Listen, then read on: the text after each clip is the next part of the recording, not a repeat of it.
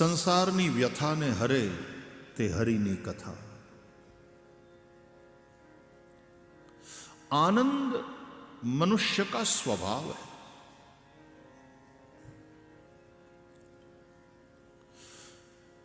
दुख इंसान की खोज है, ईजाद। આપણે એમ કહે ને પેટ ચોળીને પીડા ઊભી કરી છે, બાકી સ્વરૂપ તો આનંદનું જ છે અને એટલા માટે બધાને આનંદ જ ગમે છે। ઈશ્વરથી વિમુખ થઈએ ત્યાં દુઃખ। પોતાનો પડછાયો સૂર્યથી વિમુખ હોય એને દેખાય, પડછાયો તો પડતો હોય। સવારના પોરમાં તમે સૂરજની સામે ઊભા રહો તોય પડછાયો પડે, પણ એ તમને દેખાય નહીં, પાછળ હોય। સાંજના સમયમાં પણ તમારો પડછાયો પડે, પણ જો તમે સૂર્યના અભિમુખ થઈને ઊભા હો તો તમારો પડછાયો તમને દેખાય નહીં। એમ સંસાર દુઃખરૂપ છે, એ દેખાય નહીં। જન્મ જન્મ કે દુઃખ બિસરાવે આપણે જો હરિની સમ્મુખ હોઈએ। આનંદ એ મનુષ્યનો સ્વભાવ છે, એનું સ્વરૂપ છે। દુઃખ આપણે ઊભું કરીએ છીએ।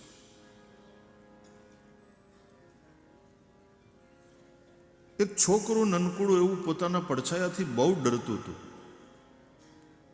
એ ભડકીને ભાગે, પણ એનું ધ્યાન પડછાયા તરફ, એટલે ગભરાય અને ભાગે, રડે।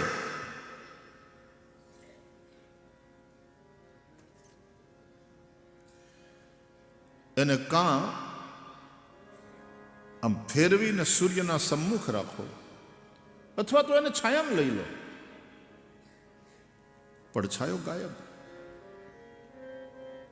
આપણે છીએ, પડછાયો તો રહેશે। સંસાર છે, કોઈને કોઈ સમસ્યા તો રહેવાની, પણ હરિની સન્મુખ હશે અને કોઈ સમસ્યા સતાવી નહીં શકે। દરિયો છે એટલે મોજા તો આવવાના।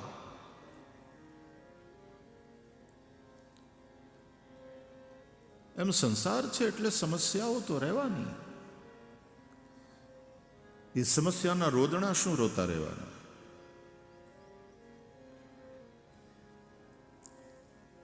ભગવાનમાં વિશ્વાસ રાખવાનો અને એ સમસ્યાના સમાધાન શોધતા રહેવાના, પણ નાસીપાસ નહીં થવાનું। ન થાય। ઓલું બાળક નાસીપાસ એટલા માટે થાય છે કે એનું સંપૂર્ણ ધ્યાન પડછાયા ઉપર છે। આવી એક વિડીયો ક્લિપ પણ મેં જોઈ છે કે બાળક ડરે છે પોતાનો પડછાયો જોઈ। કાં તો એને સૂર્ય સમ્મુખ કરી નાખો આમ ફેરવીને, એટલે પડછાયો હોય પણ દેખાય નહીં, અથવા તો એને છાયામાં લઈ લો ને। સદગુરુની કૃપા છાયા, સદગુરુના આશીર્વાદની છાયા, અને કાં કથા આમ પકડી ફેરવીને હરિસમ્મુખ કરી નાખે। પ્રકાશ પ્રકાશ પ્રકાશ, આનંદ આનંદ।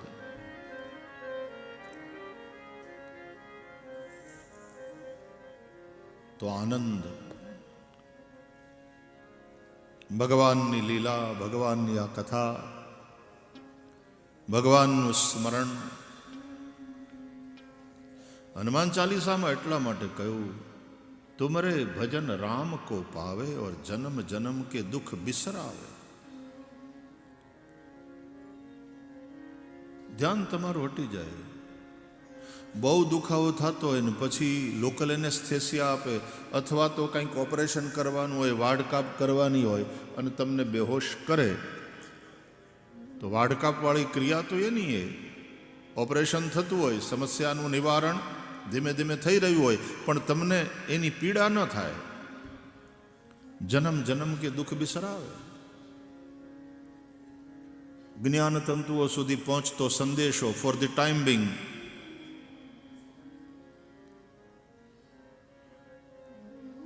આ આ જ્યાં વીવીઆઈપી મૂવમેન્ટ હોય તો ત્યાં તમારા મોબાઈલ ફોન જામમાર હોય અને જામ નથી કરી નાખવામાં આવતો. એમ જ્ઞાન તંતુ અને સંદેશા ના મળે. પીડા છે પણ પછી એ પીડાનો અનુભવ થતો નથી.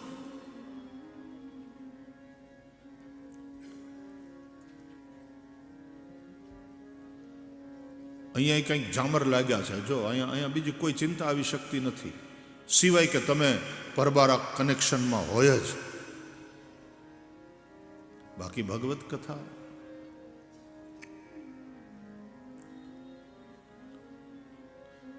અહીંયા આપણે હરિસમ્મુખ થઈએ છીએ. પ્રભુનું સ્મરણ, આપણા શાસ્ત્રોમાં તો કહે છે કે ભગવાનનું વિસ્મરણ એ જ વિપત્તિ અને પ્રભુનું સ્મરણ એ જ સંપત્તિ.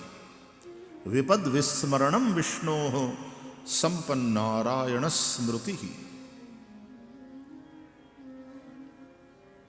કહ હનુમંત વિપતિ પ્રભુ સોઈ કે જબ તવ સુમિરન ભજન ન હોઈ.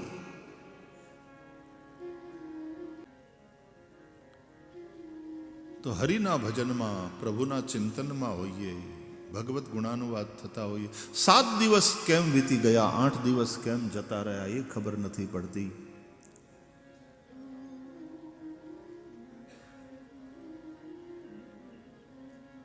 તો જે ભગવાનના ભજનમાં હોય, આવે સમસ્યાઓ, ઉતાર ચઢાવ જીવનની અંદર આવ્યા કરે, અપ્સ એન્ડ ડાઉન્સ, પણ એમાં પોતાના જીવનની નૈયા, એ અંગ્રેજીમાં એક સેઇંગ મેં ક્યાંક વાંચ્યું હતું sentence, you can not change the direction of the wind, you can not change the direction of the wind, but you can adjust your sails. हवा के रुख को तुम नहीं बदल सकते. समंदर में तुम्हारी नौका जा रही है, हवा के रुख को बदलना ये तुम्हारे बस की बात नहीं. પણ તમે તમારા જીવનની નૌકાના સઢને એવી રીતે એડજસ્ટ કરો કે તમારે તો જે દિશામાં જવું હોય એ દિશામાં જ તમારી જીવન નૈયા હંકારે. And that is the art of living. जिंदगी जीने की कला वही है. कथा कृष्ण છે, કૃષ્ણનું જ વાંગમય સ્વરૂપ છે, કૃષ્ણ જગતગુરુ છે. કથા ઘણું બધું શીખવાડે છે. એટલા માટે મેં કહ્યું માસ એજ્યુકેશનનું મીડિયા છે આ કથા. અને આ એજ્યુકેશન દ્વારા, આ પરાવિદ્યા દ્વારા પેલી અપરાવિદ્યા છોકરાઓ ભણે સ્કૂલોમાં, કોલેજોમાં, સારું છે. હું એપ્રિશિએટ કરું છું. આ યજ્ઞમાં હું બેઠો છું સ્વાહા સ્વાહા કરતો, અને એમાં વારાફરતી તમે બધા યજમાન આવીને બેહતા જાઓ છો, તમે થોડી થોડી આહુતિ. અમારે ઘણા યજ્ઞ એવા હોય, અમારે બ્રાહ્મણો જનોય બદલાવે ને સાંદીપનીમાં, અમે બધાને બોલાવીએ, ગામવાળા બધા આવે, સાંદીપનીના ઋષિકુમારો હોય, જનોય બદલાવાનું આવે ને, શ્રાવણી પૂનમ, ત્યારે અમારે શ્રાવણી કર્મ કરવાનું હોય, ત્યારે જનોય બદલાવે બધા બ્રાહ્મણો ભેગા. તમે ફોટા તો જોયા હશે છાપામાં, આમ જનોય કરી અને બ્રાહ્મણો, એનો ફોટો પાડવા પત્રકારો ખાસ આવે અને છાપામાં એ પછી આપે કે આ જગ્યાએ બધા બ્રાહ્મણોએ ભેગા થઈ અને જનોય બદલાવી. તો એમાં 6-7 કલાક વિધિ ચાલે અમારે. એટલે પછી ઘણા કે બ્રાહ્મણોને બીજું કંઈ કામ જ નહીં હોય, આ જ કર્યા કરે, અને એ જ કરવાનું છે, એ બ્રાહ્મણનું કર્મ છે. વેદને જીવતા રાખ્યા, વેદ પરંપરાને જીવતી રાખી, એને સંભાળી રાખી. તો એ થયા પછી હોમ તર્પણ ઇત્યાદિ બધું કરવાનું હોય. તો હોમ જ્યારે થતો હોય ને ત્યારે હું તો બેઠો જ હોઉં એક ધારો, મને તો સ્વાહા સ્વાહા કરાવે, પણ પછી બધા જ વારાફરતી આવતા જાય અને બધાય તે એ 10-10, 11-11 આહુતિ આપતા જાય. એ પાછા ઊભા થઈ જાય, એની જગ્યાએ બીજા આવીને બેસે, પણ બધાય યજ્ઞમાં આહુતિ આપે. એમ આ પણ યજ્ઞ છે. હું તો લાગ્યો જ છું, ભગવાન શ્રી હરિએ મને લગાડ્યો છે, મેઇન યજમાન તરીકે બેહાડ્યો છે, આચાર્ય તરીકે. પણ તમે બધા વારાફરતી આવી પલાઠી મારીને બેહો છો ને એમાં આહુતિ આપો છો કે અમે આવડું આ સ્પોન્સર કરી લઈએ, અમે આ સ્પોન્સર કરી લઈએ, અમે આ, ઉસ બાત કા મેં સ્વાગત કરતા. આપણે બધા ભેગા થઈ અને આપણા બાળકોની ઉજળી આવતીકાલ માટે, આપણા રાષ્ટ્રની મજબૂતી માટે આ બધું આપણી મોજથી કરવાનું છે, મજબૂરીથી નહીં, મોજથી. નહીં તો ઘણી વાર ફાળાવાળા આવે ને ફાળ પડે. આપણા કવિ સુરેશ દલાલ એમ કહેતા કે ફાળો પણ હુંફાળો હોવો જોઈએ. ફાળો એ હુંફાળો કે આ બહુ સરસ કાર્ય થઈ રહ્યું છે ને અમે આપની સાથે છીએ, અમારે આમાં જોડાવું છે. ગઈકાલે પણ આપણે ચર્ચા કરી હતી કે હું કે તમે આપણે કોઈ આ સૃષ્ટિ ઉપર ઉપકાર નથી કરતા. ઉપકાર તો ઈશ્વરના આપણી ઉપર છે. આપણે તો આપણું એક કર્તવ્ય છે આપવાનો આનંદ. Joy of giving, and giving is living. દેના હી જીવન હે. આ ઝાડવા દે છે, ફળ આપે છે, પોતે નથી ખાતા. નદીઓ આપે છે, ગાય આપે છે, ધરતી આપે છે, સૂરજ આપે છે. સૃષ્ટિનું પ્રત્યેક તત્વ પામે છે અને જે પામ્યા એ આપે છે. એક તો માગો નહીં, પામો. માગવામાં ઊંચાઈ ઘટે, પામવાથી પ્રતિષ્ઠા વધે. અને પામ્યા પછી આપો, વહેંચતા રહો. सूरज आपे છે, स्वयं जलता है और प्रकाश देता है. અનદયું પાણી નથી એના પીતી રે, ઉપકારી એનો આત્મા રે જી. રત્નો રૂપાળા એના મોંઘા મૂલવાળા રે. રત્નો એ રૂપાળા એના મોંઘા મૂલવાળા, પણ દરિયો પેરે નહીં મોતીડાની માળા રે. ઉપકારી એનો આત્મા રે જી.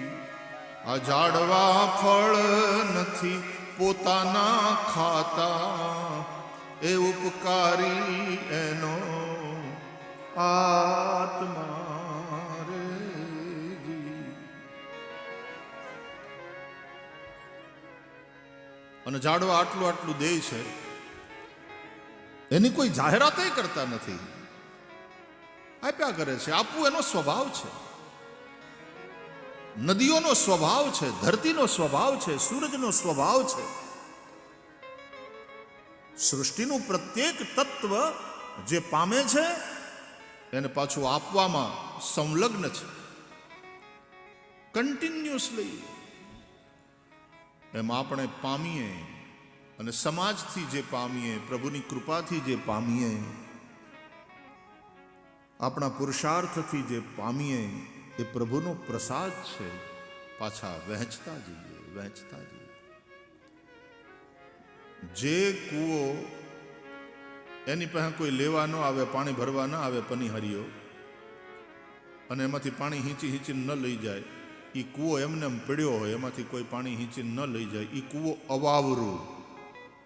એ અવાવરું કૂવાનું પાણી બગડે, એમાં કેટલોય કચરો હોય, ગંદુ હોય, ઘણીવાર ગંધાઈ પણ જાય. પાણી તો હોય કૂવામાં, પણ અવાવરું. એમ ઘણાની તિજોરી અવાવરું હોય. ગઈકાલે કહ્યું ને, ફાટ ફાટ બહુ થતી હોય. હા, વજન વધી જાય ત્યારે શું કરવું? શરીરનું વધે તો કસરત, મનનું વધે તો ધ્યાન, અને તિજોરીનું વધે તો દાન. પણ જે કૂવામાંથી લોકો પનિહારીઓ આવે, એ સિંચી સિંચીને પાણી લઈ જાય, એ કૂવો આમ જીવંત લાગે પનિહારીઓથી. આપણે ગામડાની સવારનું વર્ણન છે ને એક પદમાં, કુવાને કાંઠે ઝુંડ જો બનના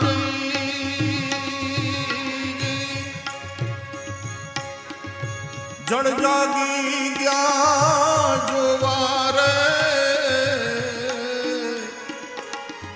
કુવાને કાંઠે ઝુંડ જો બનના ઈ જળ જાગી ગયા ત્યાં જોવા રે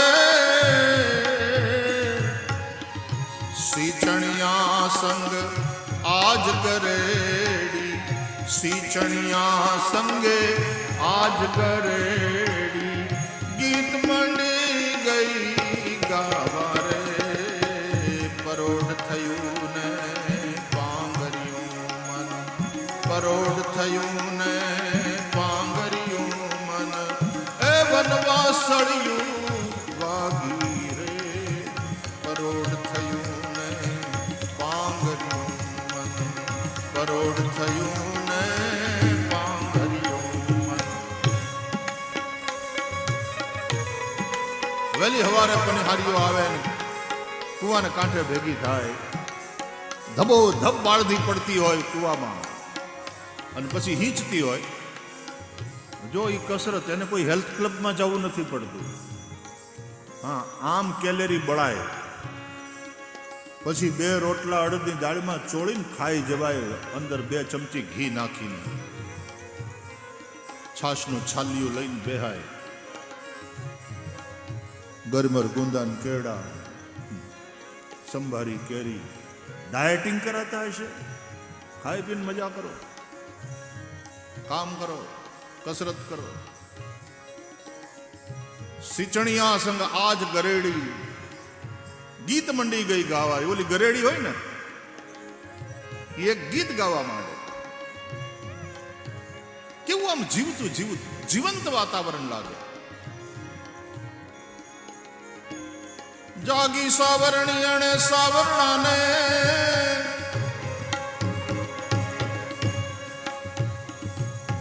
એ જી સુતેલો જગાડ્યો રે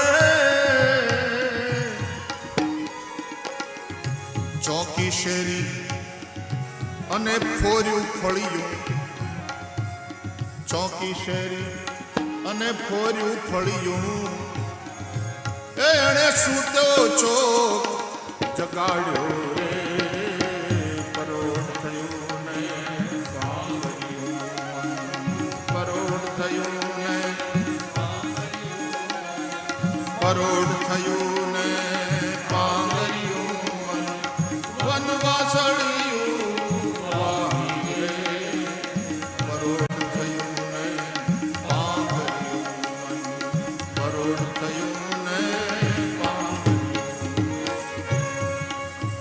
જાગી સાવરણી, એને સાવરણાને સૂતેલો જગાડ્યો રે.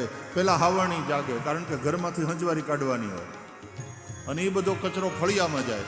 ફળિયામાં જાય પછી વાહિંદા, એટલે પછી હાવરણો જાગે, એનું કામ શરૂ થાય. ઘરે ઘરે પેલા હાવરણીઓ જ જાગે. હાવરણા તો પીડ્યા હોય ગોદડા ઓઢીને. હાવરણી જાગી જાય. આટલું બધું કામ કર્યા પછી હાવરણને ઘસતો મારે કે હવે ઉઠો.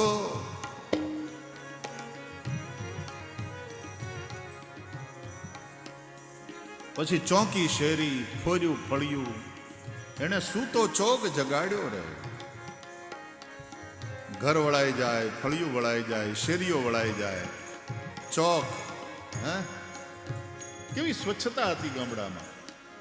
પ્લાસ્ટિક નહોતા આવ્યા ત્યાં સુધી ગામડા રૂડા બહુ લાગતા. ઉકરડા તો તેદી હતા, પણ આટલા વરવા નહોતા લાગતા. ઉલટાની ઉકરડી નોતરતા લગ્નની અંદર.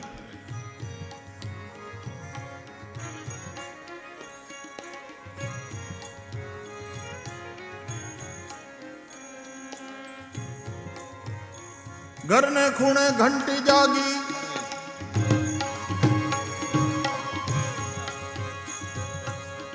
વહેલી હવારના ઘંટીએ દળી નાખે.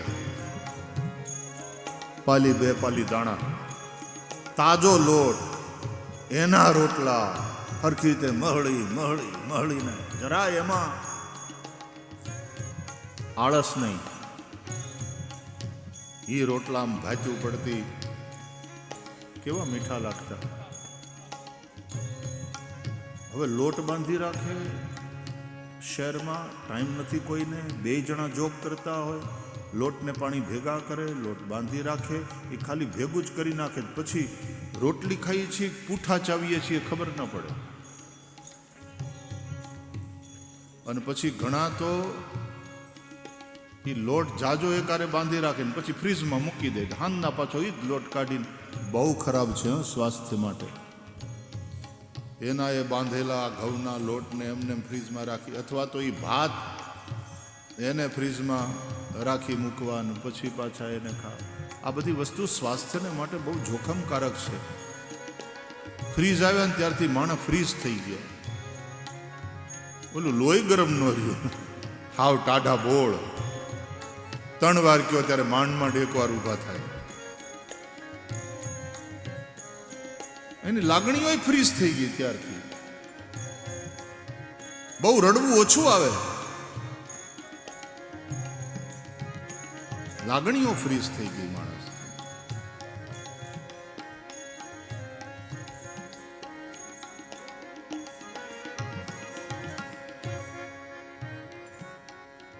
તો જે કૂવાની પાસે પનિહારીઓ ન હોય, પાણી લેવા ના આવે, એ કૂવો અવાવરું, એ કૂવો ઉદાસ, એ કૂવો ઉજ્જડ.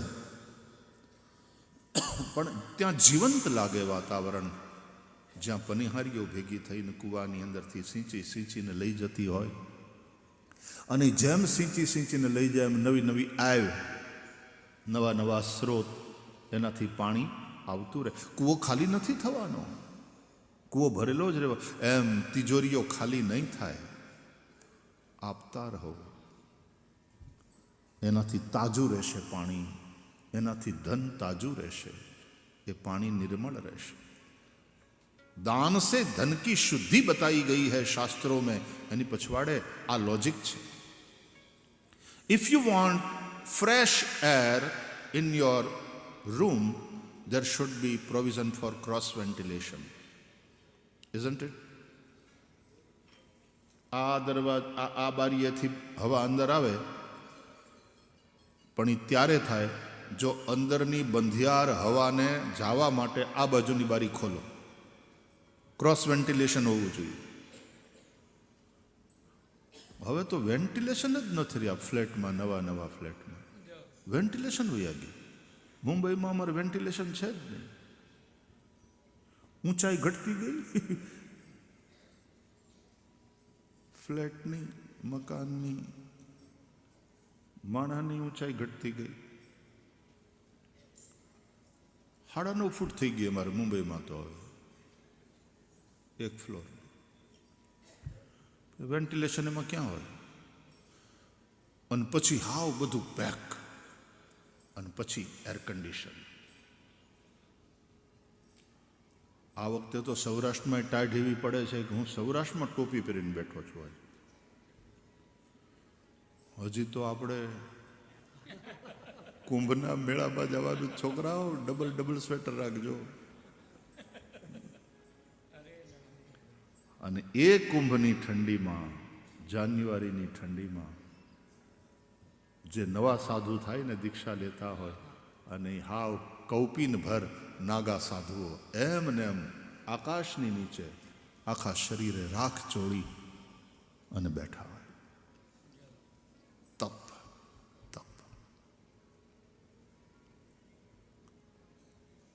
આમ અગ્નિનો ધૂણો હોય, નગ્ન દિગંબર, યા તો કેવળ કૌપિનધારી, આખા શરીરે રાખ ચોળી અને ટાઢમાં બેઠા. તપ.